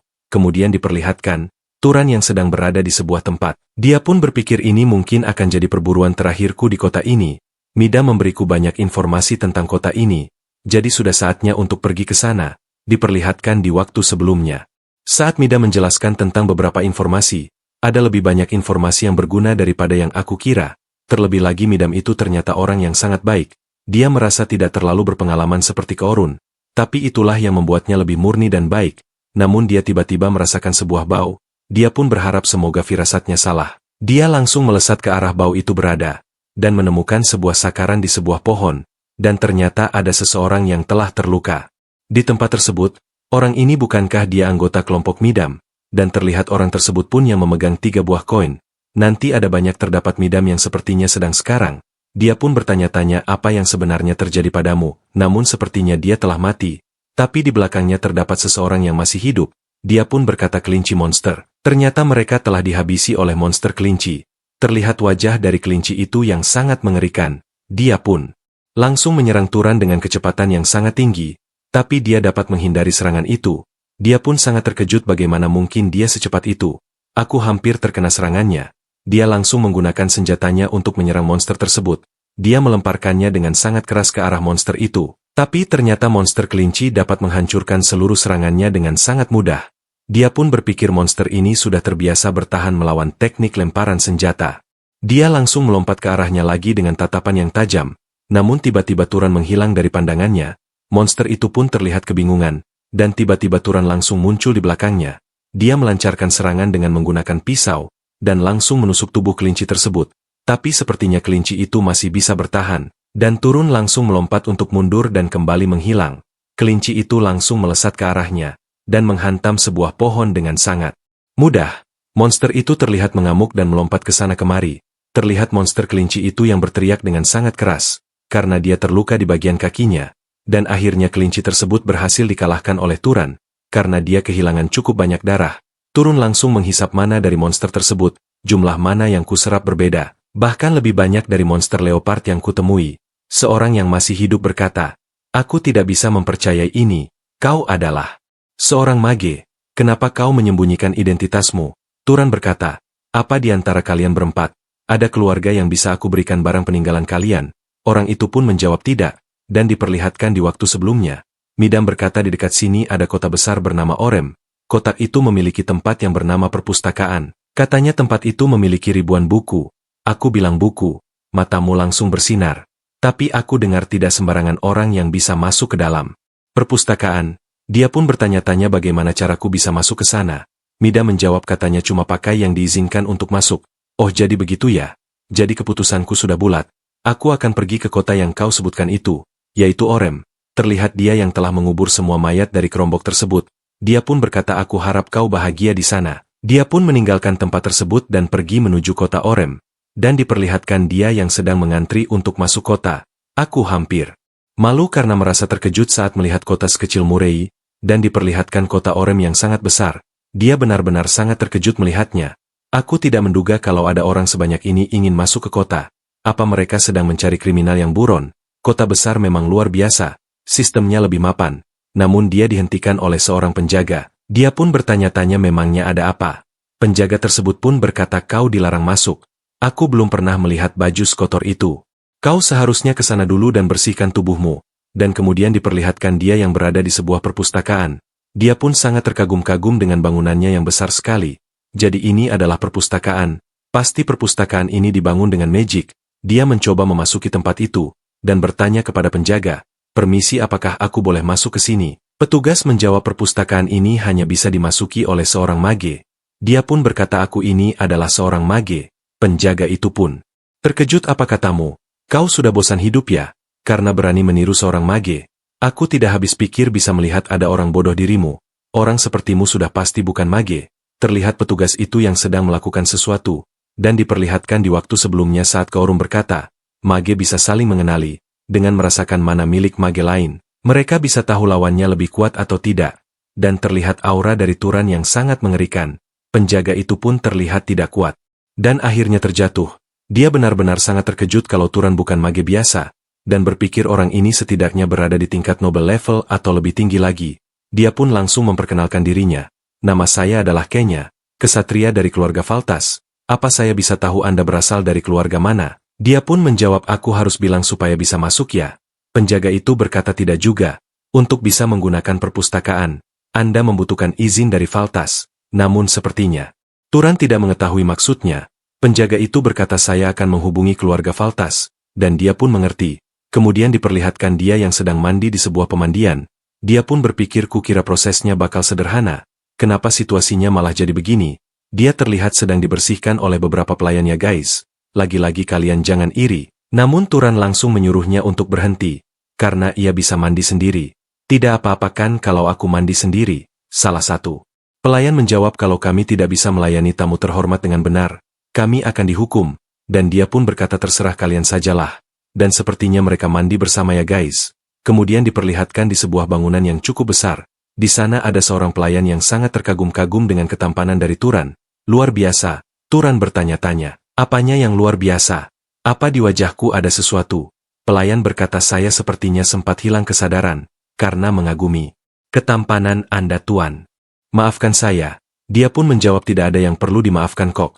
Pelayan itu berkata tolong jangan berbicara dengan sopan pada kami, karena kami hanya seorang pelayan. Dan tiba-tiba seorang muncul dan berkata, kau tamu yang muncul dengan penampilan seperti pengemis ya. Setelah dimandikan dan didandani, kau sudah seperti pangeran. Bahwa hanya pun berkata nona muda Anda tidak seharusnya mengatakan itu. Dan Turan langsung memperkenalkan dirinya. Namaku adalah Turan, dan wanita itu bernama Azela. Dia pun bertanya kau dari keluarga mana? Turan menjawab karena alasan pribadi. Aku tidak bisa mengatakannya. Azela berkata oh benarkah? Sayang sekali. Dia berpikir dalam hati.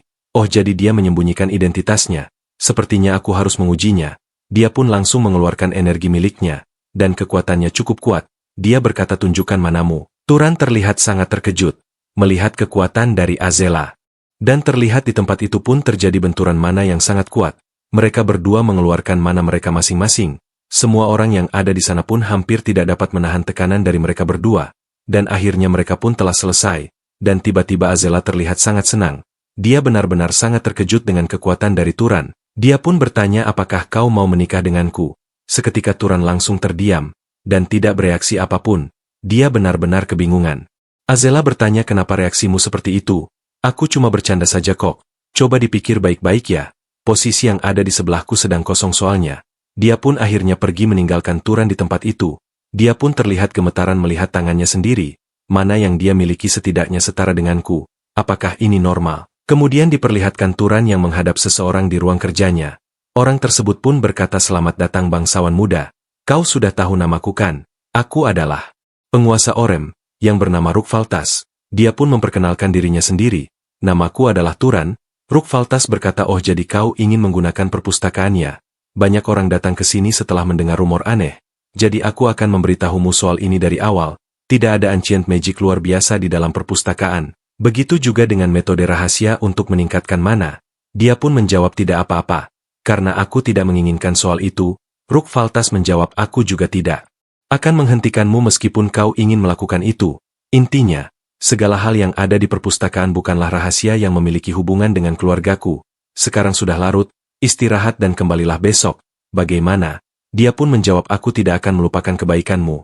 Terima kasih. Dan kemudian diperlihatkan keesokan harinya. Di perpustakaan dia yang disambut oleh beberapa penjaga.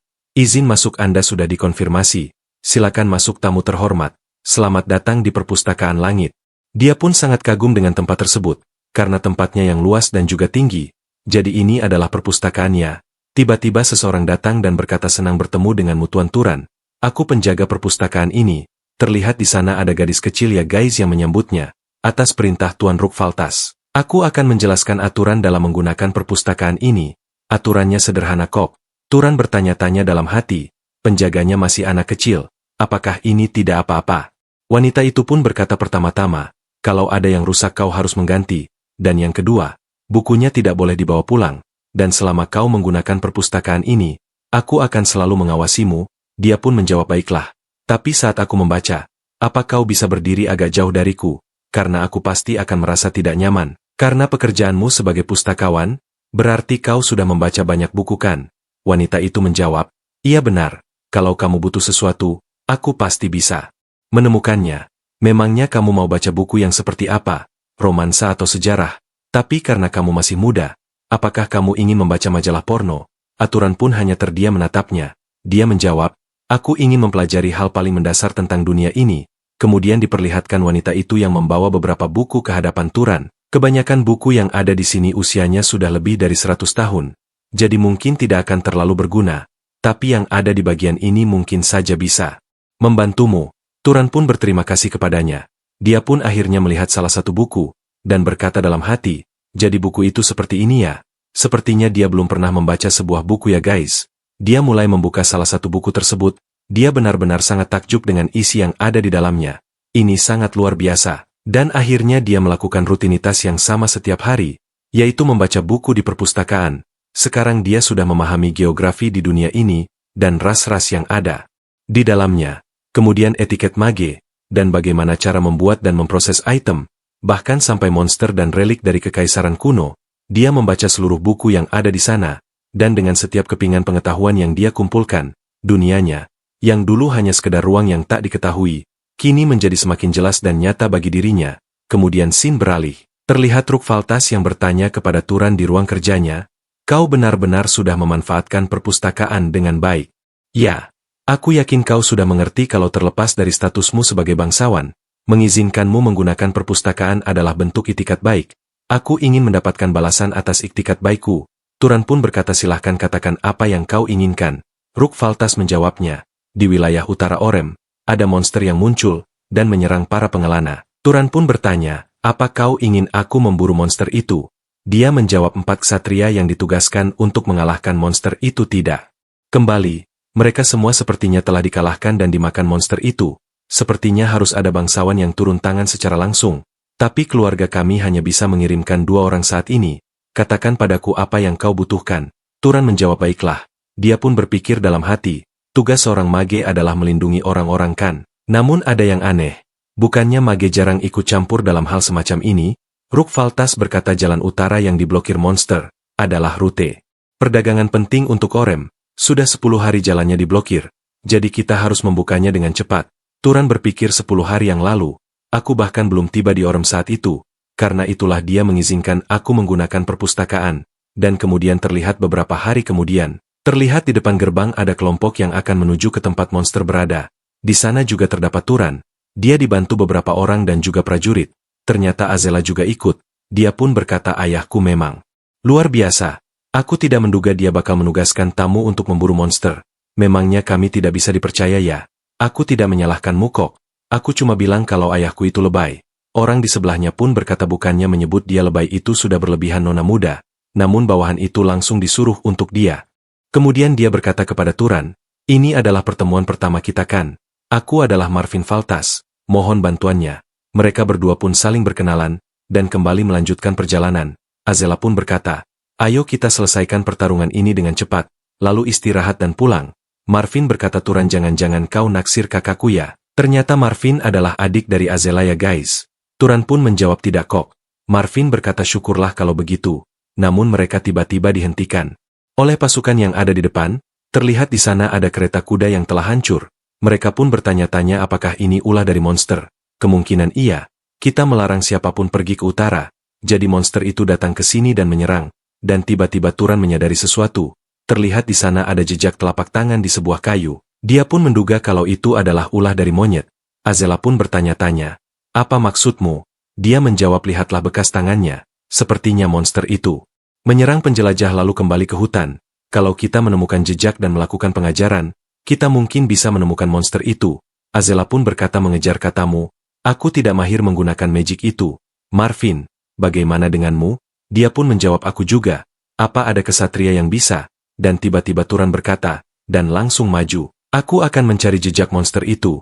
Dan Azela pun tiba-tiba berkata oh jadi kau garis keturunan itu ya? Sepertinya dia telah mengetahui karakteristik dari keturunan aturannya guys. Dia pun menjawab aku sudah terbiasa karena sering menggunakannya. Dia mengambil kain yang ada di sana. Dia menggunakan skill searching. Dia pun seperti melihat sebuah mana yang mengalir ke sebuah tempat. Dia langsung menuju ke arah tersebut. Mereka pun langsung mengikutinya. Namun terlihat di sana ada sebuah sungai. Dan jejaknya berhenti di sana. Sepertinya monster itu membersihkan dirinya. Azela pun sangat terkejut. Apakah maksudmu ada monster yang bisa membersihkan dirinya, supaya tidak bisa dilacak? Dia pun menjawab mungkin saja monster itu lagi ingin mandi. Namun dia tiba-tiba mencium sesuatu. Dan ternyata itu ada di belakang mereka. Terlihat sesosok monster kera yang muncul. Ukurannya juga terlihat sangat besar. Monster itu langsung mengambil sebuah batu dan akan melemparkan ke arah mereka. Semua orang terlihat panik dan menyuruh agar semuanya menghindar. Namun salah satu dari mereka banyak yang terkena serangan monster tersebut. Serangan itu terlihat sangat kuat. Turan berhasil menghindari serangan tersebut. Namun terlihat Azela seperti menggunakan tameng dari bawahannya sendiri. Dia bahkan tidak peduli kepada bawahannya dan langsung melemparkannya. Turan berpikir dalam hati kalau ibunya tidak salah. Azela pun langsung menyuruh bawahannya untuk menyerang. Dan terlihat para bawahan yang mulai menghadapi monster itu bersama-sama. Tapi terlihat monster itu yang tiba-tiba kabur. Dan mereka semua pun mulai mengejarnya. Lari dari monster itu. Terlalu cepat. Mereka tidak bisa mengejarnya. Namun tiba-tiba sebuah batu melewati kepala dari Azela. Itu adalah serangan ketapel dari Turan. Dia melancarkan serangan dengan kecepatan yang sangat tinggi, dan langsung membuat tubuh dari monster itu berlubang. Dia terlihat langsung tumbang di hadapan Turan. Kakak beradik itu pun langsung terkejut melihatnya, karena Turan ternyata sangat kuat. Kemudian terlihat monster itu yang terkapar tak berdaya. Dia telah dikalahkan oleh Turan. Namun terlihat Azela yang mengeluarkan sihirnya dan membakar monster tersebut. Dia mengeluarkan sihir api yang sangat besar menyerupai ular, dan ledakan yang besar pun terjadi. Turan pun berpikir dalam hati, jadi itu adalah Bloodline ability pyromaniac dari keluarga Valtas, dan terlihat para tentara yang akhirnya lega, karena monster telah berhasil dikalahkan. Azela pun berkata aku merinding sesaat ketika batu itu melayang ke arah kami. Adiknya pun bertanya apakah kau takut?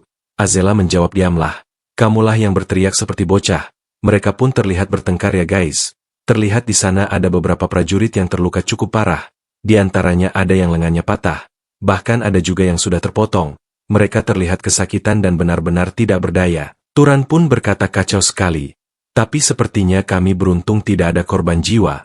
Itu adalah serangan dadakan oleh monster. Namun ini adalah pertarungan di mana kami sebenarnya bisa menghindari cedera serius. Azela yang mengorbankan bawahannya untuk menjadi tameng. Mengingat tubuh akan menjadi lebih kuat berdasarkan mana. Mereka seharusnya beberapa kali lebih tangguh daripada seorang satria. Tapi mereka tidak ragu untuk menggunakan orang-orang yang lebih lemah dari mereka sebagai perisai. Marvin pun bertanya-tanya dengan Turan. Ada apa denganmu? Namun dia menjawab tidak ada apa-apa. Azela berkata yang lebih penting. Ayo kita serap mananya. Dan terlihat mereka bertiga yang mulai menyerap mana dari tubuh monster yang telah terbakar. Turan berpikir seperti yang dikatakan di buku. Meskipun beberapa orang menyerap mananya bersamaan, tingkat peningkatannya tampaknya tidak berkurang. Hasilnya berkata aku tak sanggup lagi menyerapnya. Aku sudah mencapai batas. Dan terlihat Marvin pun yang juga tidak kuat lagi. Azela pun berkata, sekarang aku mengerti kenapa ayah mengirimnya ikut bersama kita. Tingkat kemahiran magiknya itu, dan kapasitas mana yang menyaingi milikku. Siapa sangka dia adalah bangsawan yang bahkan belum mencapai batas pertumbuhannya. Terlihat Turan yang terus menyerap mana dari tubuh monster itu. Kemudian mesin beralih ke depan gerbang kota. Sepertinya mereka semua baru saja sampai ke tempat tersebut. Marvin berkata dipikir-pikir lagi, kalau bukan karena Turan, kita tidak akan bisa mengalahkannya. Mulai dari kemampuan pelacakan, hingga mendaratkan serangan yang membuat monsternya jatuh. Semua serangan itu adalah kau yang melakukannya. Aturan pun menjawab ayolah jangan seperti itu. Itu bukan hal yang luar biasa. Malahan, jujur aku menyesal karena terlambat menyadarinya. Dan membiarkannya menyerang duluan. Aku tidak menyangka monster itu juga punya kemampuan pelacakan. Tampaknya kemampuan yang berbeda muncul tergantung pada ciri fisik monster tersebut. Monyet yang kita kalahkan mempunyai tangan dan mata yang besar, tapi penampilannya sama sekali tidak menyerupai bentuk aslinya. Itu mungkin membangkitkan suatu kemampuan, yang bisa melemparkan benda dengan kekuatan yang besar, serta kemampuan untuk melihat dari jarak jauh, atau melihat melalui hutan. Marvin pun sangat kagum dengan Turan. Sulit dipercaya. Kau menyadari semua itu dalam waktu yang singkat. Dia pun menjawab sebenarnya. Aku mengetahuinya dari ensiklopedia monster di perpustakaan sebelumnya. Marvin pun berkata, oh perpustakaannya. Tempat yang pengap itu, tidak ada yang pernah ke sana. Azela berkata dulu aku pernah ke sana sekali karena penasaran. Tapi perpustakaan itu dipenuhi buku-buku yang rumit, jadi aku pergi tanpa membaca setengah halaman pun. Turan berkata lain kali kalau kau punya kesempatan, bertanyalah pada pustakawan untuk mencari buku yang mudah dibaca. Azela pun bertanya-tanya, memangnya ada pustakawan? Turan pun menjawab orang yang mengelola perpustakaannya. Azela kembali bertanya memangnya ada orang seperti itu di perpustakaan, dan kemudian terlihat di keesokan harinya, terlihat Turan yang kembali mendatangi perpustakaan tersebut. Dia pun langsung disambut oleh pustakawan yang menjaga tempat itu. Selamat datang kembali Turan, dan terlihat Turan yang berkata dalam hati, kalau aku ceroboh, mana ada kesatria atau rakyat biasa yang memanggil bangsawan dengan nama mereka, di kota ini. Cara terbaik untuk menyapa seorang bangsawan adalah dengan menggunakan sapaan yang terhormat, dan lagi pula, dari penampilannya saja dia tidak terlihat seperti pustakawan. Bertanya kepada bocah itu, bagaimana kau tahu namaku? Dan dia pun sedikit terkejut. Bocah itu berkata kamu sudah menyadarinya sekarang ya? Turan pun berkata sudah kuduga. Namun bocah itu menjawab aku mengetahuinya dari surat izinmu. Selama itu masih berada di area perpustakaan ini, pandanganku bisa mencapai kemanapun. Turan bertanya kalau begitu bagaimana seharusnya aku memanggilmu. Dia pun menjawab aku tidak punya nama. Jadi panggil aku sesukamu saja. Bagaimana dengan sesuatu yang lucu, seperti saya misalnya. Namun Turan berkata kalau begitu, aku panggil pustakawan saja. Bocah itu pun berkata kamu terlalu kaku. Jadi canggung kalau kamu tiba-tiba sopan. Setelah menggunakanku selama beberapa hari, menyuruhku melakukan ini dan itu, Turan menjawab aku tidak pernah melakukan itu, dan jangan terlalu dekat denganku. Ini agak merepotkan. Apa kau ini mage dari kekaisaran lama? Bocah itu menjawab tidak. Aku bukanlah manusia sejak awal. Aku itu spirit, tapi ini cocok denganku kan? Ketika suatu jiwa menghuni sesuatu yang hidup, ia akan menjadi spirit yang hidup juga. Dan saat jiwa itu menghuni sesuatu yang tidak hidup maupun mati, itulah spirit. Dengan kata lain, perpustakaan ini sendiri adalah diriku. Bentuk ini hanya untuk kenyamanan dalam berkomunikasi. Pada dasarnya, itu adalah preferensi dari pengguna. Kebetulan preferensimu itu semacam. Belum selesai mengatakannya, Turan langsung memotongnya. Jangan mengada-ngada. Bocah itu pun berkata tapi ini fakta. Kalau aku ini seperti refleksi yang kamu lihat di air. Turan pun mencoba menatapnya, dan kemudian memegangnya. Namun terlihat tubuhnya yang tidak bisa disentuh. Dia pun bertanya-tanya kenapa kamu menyentuhku. Rasanya aneh. Dia pun terlihat kesal. Kamu tidak tahu kalau ini sangat menyebalkan. Saat aku tidak bisa secara langsung mengerahkan kekuatanku untuk mengatasi penyusup. Seandainya aku bisa, aku akan menghukum setiap orang tangan panjang yang dengan sembrononya mengambil buku dari perpustakaan. Turan berkata sepertinya keluarga Valtas tidak tahu kalau ada spirit di perpustakaan. Tidak, mungkin saja semua orang yang pernah menggunakan perpustakaan ini juga tidak tahu. Bocah itu pun menjawab itu karena sampai sekarang, tidak ada satupun yang memenuhi kualifikasi untuk bisa melihatku. Penciptaku menetapkan bahwa hanya mereka yang tipenya benar-benar melampaui level tertentu yang bisa melihatku. Jadi sepertinya hanya kamu yang bisa melihatku. Ini sangat romantis bukan? Turan pun bertanya-tanya apa maksudmu dengan tipe. Dia pun menjawab, itu adalah yang dimaksud mage dengan bloodline. Turan bertanya bisakah kau memberitahuku soal garis keturunanku? Dia menjawab, kamu harus bertanya pada orang tuamu kalau soal itu. Kalau begitu aku bisa memeriksanya untukmu. Yang kuperlukan hanya persetujuanmu untuk bisa memeriksa tubuhmu. Turan pun terlihat terkejut. Kau akan memeriksa tubuhku. Terlihat wajah dari bocah itu yang terlihat mengerikan, membuat Turan jadi sedikit cemas, dan tiba-tiba tangannya menyentuh tubuhnya. Dia pun terlihat senang. Kita terhubung. Namun Turan berkata, jangan mengatakan hal yang aneh seperti itu. Bocah tersebut berkata ada beberapa bagian kecil, tetapi bagian terbesarnya itu kamu adalah garis keturunan Hunter. Apa itu ciri-ciri dari keluarga Zahar? Dan tunggu dulu, ada satu lagi.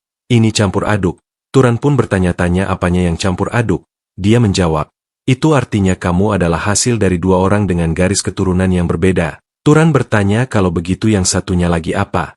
Dia pun menjawab aku juga tidak tahu. Karena itu masih terkunci. Garis keturunan yang terkunci itu tidak terlalu langka dalam kombinasi bloodline. Saat kamu tumbuh semakin kuat, itu akan terbuka secara natural. Turan pun baru mengetahuinya.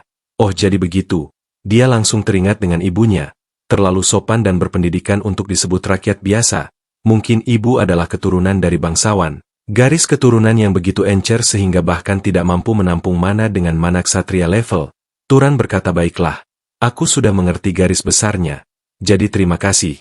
Bocah tersebut pun menjawab, jika kamu merasa puas, tinggallah 1 bulan lagi. Dan setelah mengetahui identitas asli dari spirit perpustakaan, Turan tidak melanjutkan membaca sendirian. Dia terus bertanya tentang isi buku dan meminta penjelasan. Pustakawan bahkan mengetahui tentang pengetahuan di dalam buku, yang telah dijarah dari perpustakaan, dan lenyap selama 1000 tahun terakhir. Mendapatkan penjelasan tentang hukum alam dengan kata-kata yang mudah dipahami, adalah harta yang tak ternilai harganya. Dia mempelajari segala jenis penyakit muncul akibat mikroorganisme, dan pembusukan makhluk hidup yang disebabkan oleh dimakannya kuman-kuman tersebut. Bukan hanya itu, dia juga telah memahami dasar-dasar prinsip, seperti pembiasan cahaya, pembangkitan panas melalui gesekan, proses bagaimana makhluk hidup terluka, serta bagaimana mereka sembuh. Dan terlihat dia yang memulai eksperimen pembusukan dengan menggunakan apel, dan seketika apel itu pun langsung membusuk. Dia berkata, ini sangat luar biasa, ini bukan sesuatu yang tidak bisa dilakukan oleh magic yang sudah ada, tapi hanya dengan memahami prinsipnya saja, sudah bisa menghemat penggunaan mana. Jadi dia hanya sekedar mengubah caranya memahami dunia, membuatnya meningkatkan kemampuannya sebagai seorang mage. Turan berkata, mungkin beberapa keluarga yang tersohor memonopoli pengetahuan seperti ini. Kalau setiap pagi mengetahui hal ini, mereka akan kehilangan rasa kompetitif mereka. Bocah itu menjawab, tidak heran tingkat pengetahuan orang-orang menurun, seiring berjalannya waktu. Sekarang aku mengerti alasannya. Turan pun berkata, sudah saatnya aku pergi. Pemilik tempat ini dengan terang-terangan menyuruhku pergi. Namun bocah itu terlihat sedih, dan menyuruhnya untuk membawa dirinya. Dia terlihat menangis dan ngambek. Turan berkata, apa kau bahkan bisa meninggalkan tempat ini? Dia pun menjawab, tidak. Jadi bisakah kamu tetap di sini saja? Aku akan menemanimu. Namun Turan tidak tertarik. Dia pun berkata, kamu tidak pernah mau untuk tinggal di sini. Tanah ini memiliki banyak warisan dewa, jadi sesekali jelajahilah. Mungkin saja di antara mereka ada spirit yang mungkin tahu lebih banyak daripada diriku. Turan pun akhirnya pergi dari tempat tersebut. Aku akan berkunjung lagi. Jangan khawatir, masih ada banyak buku yang belum kubaca, dan terlihat dia yang meninggalkan kota tersebut. Berdasarkan peta benua yang kudapat dari perpustakaan, kediaman keluarga Zahar dan Gurun Enril terletak di sebelah timur Orem. Aku akan menuju ke Zahar, dan menemukan petunjuk tentang orang tuaku.